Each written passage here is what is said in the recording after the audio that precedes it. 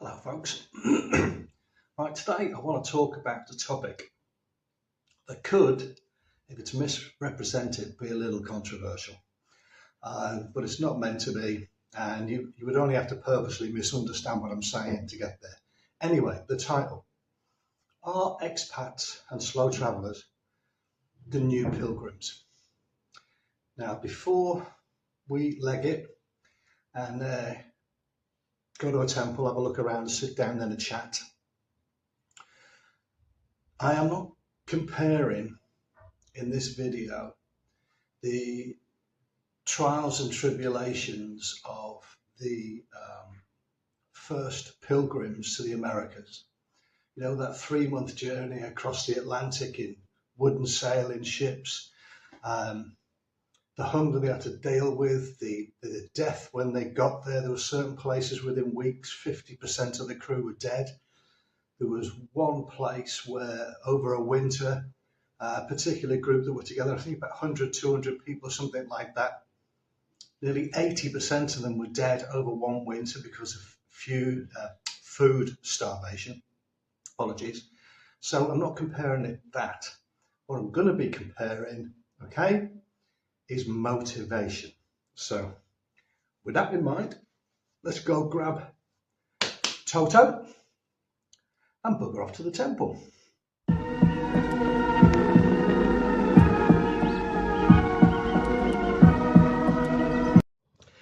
Well, I said I was going to a temple. I ended up going to two of my favourites, which are at the top end of town. And they both had things going on that were really noisy, but a lot of fun, but really noisy. So just going to have to put with me talking from here. That's if you stay long enough. Anyway, back to the subject. Modern day pilgrims. Now, being from the UK, we didn't really get taught much about the pilgrims at school. And the little we got told was microscopic. And over the last year or so, I've been dabbling into it, and it's really interesting to see the whole thing, you know, and the challenges that people faced, and the enormity of the whole thing. But I came across a book, haven't read it all, a guy called Bradford, who wrote about the initial pilgrims going over, you know, on the Mayflower and all that kind of thing, and what they went through.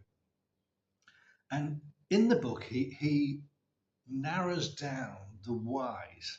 Okay, and that's the similarity I'm looking at today. The whys of why they left, and then he narrows it down even more into 3 points. And I'll read them out. Won't take a second. Don't glaze over on me, because I think you're going to find what I'm going to say very shortly comparatively very interesting. So the first thing out of the three, he says, fear for the spiritual and cultural corruption of their children. 2, fear of renewed war after the 12-year truce had expired with Spain. So forget that bit, fear of renewed war. And fear of ongoing poverty, hardship, and community decline. Does that ring a bell to anybody? Rings a bell to me. Now, the main point of me doing this video is because it's a response to some comments made on my channel, comments made on other channels. And I'll paraphrase it. Oh, I'm fed up with people leaving their country and then slagging off their home country and all that kind of thing. Well, I'm not guilty of that. Well, what I'm guilty of is stating facts. And we're not trees, you know. And there's another YouTuber who does like a finance thing for 6-figure people, whatever, and I haven't got anything like that. You know, lucky if I've got $6 to go by. But one of his phrases is, go where you're treated the best. And I think that's absolutely true. But looking at those fears that I just spoke about, I've spoken to lots of expats. I've spoken to quite a few people who are doing slow travel at a certain age. And I would say that those 3 points, fear for the spiritual, cultural corruption of the children, fear of renewed war, and fear of ongoing poverty, hardship, and community decline are a thread that runs through. Now, there's many reasons for people being expats. And going back to my country, the UK, I still love it and I've still got hope for it and it's wonderful. But currently, for the whole year, I cannot maintain living there. I'll be living in the street, in the gutter. I can't do it. So I'm traveling to where I'm treated the best. Now, currently, for most of it, that's Cambodia. But if it turns out to be somewhere else, it'll be somebody else. I'm not a tree. I put roots down, but they don't hold me to anywhere. I would imagine it will continue spending chunks of the year in Cambodia because it's so welcoming, so fantastic. Another thread that runs through it is the people. Now, you could go back to, oh, well, but you're still running away and you're still not, you should stay in your country and fight for your country and try and fix your country. Up to a point, yes. Well, let's look at it another way. When hunter-gatherers ran out of, let's say, bison in a particular area or apples in a particular area, they went off to somewhere else, didn't they? Right? They went off to where the fruit was flowering, where the bison had moved to. Could you imagine if someone's going, no, I'm going to sit here and I'm going to starve and I'm going to, until that apple tree gives me more apples. And the rest of the tribe would look at you like you're a complete nutcase. Because they're off to where they're treated the best. One final point I want to put about this is the Overton window in the West has shifted. Now, I can only really talk about the UK and only really talk about my experience. But what you're allowed to talk about, what you're allowed to express, is microscopic now.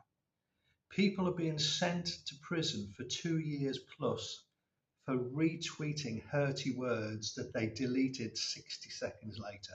And yet people who carry out the most atrocious crimes, sickening crimes, go to jail for 6 months or just get let out and told they're naughty people. Don't do it again. Right? Now again, that sounds like I'm slagging it off, but I'm not. Do you get the point?